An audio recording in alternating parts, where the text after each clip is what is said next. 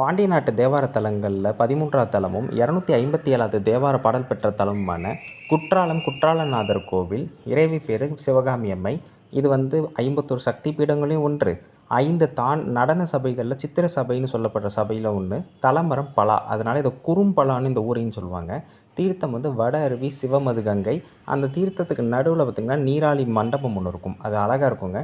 அகத்திய முனிவர் இங்கே இருக்கக்கூடிய திருமாலுடைய அதாவது பெருமாளுடைய குறுகச் செய்து சிவலிங்கமாக மாக்கிய காரணத்தினால குற்றாலம்னு அழைக்கப்படுது. அதே மாதிரி நடராஜ பெருமான் நடனம் புரியும் 5 சபைகளில் இது சித்திர சபை. வெறும் பெயிண்டிங் சித்திரம் மட்டும்தான் இருக்கும். சம்பந்தர் 2 பதிகமும், அப்பர் 6 பாடல்களும், சுந்தரர் 2 பாடல்களும் பாடியிருக்காங்க. மொத்தம் 86 கல்வெட்டுகள் இருக்குது. 86 கல்வெட்டுகள். திருஞான சம்பந்தர் திருப்பட்டூர், திருப்புவனம், திருச்சூழி இதெல்லாம் பார்த்து முடிச்சுட்டு அப்புறமா தான் இந்த ஊருக்கு வருகிறார்.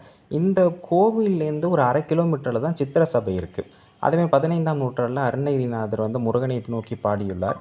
ராஜராஜ சோழர் இருக்கார் பார்த்தீங்களா, அவர் தான் இப்போ இருக்கக்கூடிய அந்த கருவறை அமைத்ததாகவும் சொல்லப்படுது. மூலவர் பார்த்திங்கன்னா திரிகுடாசலேஸ்வரன் சொல்கிறாங்க. இந்த பெருமாளாக மாற்றப்பட்டார் பாருங்க, நன்னகர பெருமாள். அவர் இந்த கோவிலுடைய தென்கிழக்கு மூலையில் இருக்கிறதாகவும் சொல்கிறாங்க. குற்றால பெருமாள்னு கல்வெட்டுகளையும் குறிப்பிடப்படுறார். அதேமாதிரி நடராஜ பெருமாள் பஞ்சசபைகளில் சித்திரமாக காட்சி தரும் ஒரே சபை இந்த சபை தான். திரிபுர தாண்டவம் புரிந்த சபைன்னு சொல்லப்படுது. அகத்திய மாமுனிவர் வைணவர் வேடம் பூண்டு திருமாலை சிவலிங்கமாக மாற்றிய தலமாகவும், 64 சக்தி பீடங்களில் தரணி பீடம்னு இந்த பீடம் சொல்லப்படுது. பராசக்தி பீடத்தில் இது தரணி பீடம்னு சொல்லப்படுது. அதுமாதிரி நன்னகர பெருமாள்னு சொல்லப்படுறாங்க. அது பெருமாளுக்குன்னு தனி சன்னதிகள் இருக்குது.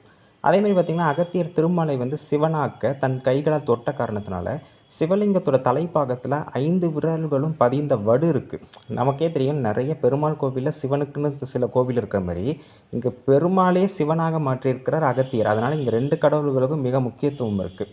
அதேமாதிரி பார்த்திங்கன்னா கிபி 16ஆம் நூற்றாண்டில் தான் இந்த சித்திர சபை உருவாக்கப்பட்டிருக்க வேண்டும்னு சொல்லப்படுது. சித்திரம் இருக்கும், பெயிண்டிங் மட்டும்தான் இருக்கும். கிட்டத்தட்ட பார்த்திங்கன்னா நிறைய, அதாவது 60க்கும் மேற்பட்ட மூலிகை ஓவியங்கள் இருக்கக்கூடிய சபையாக அது சொல்லப்படுது. 5000 அடி உயரம் கொண்ட மலையடிவாரத்தில் இந்த கோவில் இருக்குது. திரிகூட மலைன்னு அழைக்கப்படுது. ஏறக்குறைய 3.5 ஏக்கர் நிலப்பரப்பில் 4 வாயில்களோடு சங்கு வடிவத்தில் அந்த கோவில் அமைக்கப்பட்டிருக்கதா சொல்கிறாங்க.